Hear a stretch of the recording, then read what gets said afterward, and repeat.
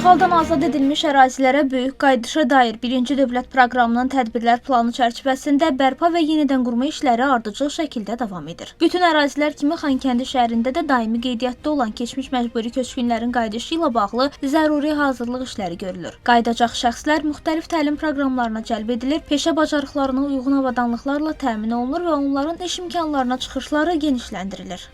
Həmin maarifləndirmə tədbirləri zamanı onlar dövlət büdcəsindən onların aldıqları vayda aylıq müavinət, qanuni zəruriliyi, müddətin axımı və müddətin başa çatma müddətləri haqqında məlumatlandırılır.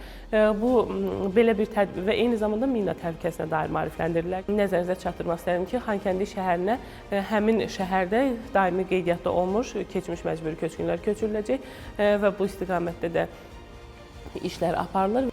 Xankəndi ilə bağlı xatirələrini bölüşən Flora Qasımova bildirir ki, şəhərdə aparılan geniş miqyaslı bərpa və quruculuq işləri, geri qayıdacaq sakinlər üçün yaradılan şərait hər kəsdə böyük ümid yaradır. Onun sözlərinə görə toxulduğu küçələrin, oxuduğu məktəbin, çalışdığı müəssisələrin yenidən canlandığını görmək olduqca sevindiricidir.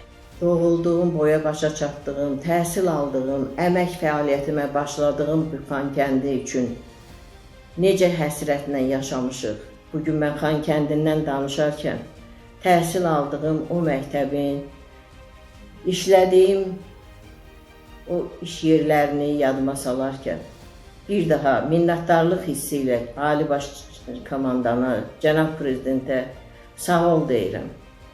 Şəhidlərimizə Allahdan rəhmət diləyirəm. Qazilərimizə can sağlığı arzulayıram.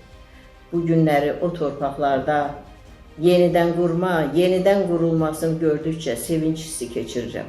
Flora Qasımova kimi minlərlə keçmiş məcburi köçkün öz doğma yurduna qayıdacağı günü səbirsizliklə gözləyir. Qeyd edək ki, köç prosesi bərpa quruculuq qrafikinə uyğun şəkildə həyata keçirilir. Köçürülmə zamanı ilk növbədə ağır şəraitdə və qəzalı binalarda yaşayan ailələrin mərhələli şəkildə qayıdışı təmin edilir.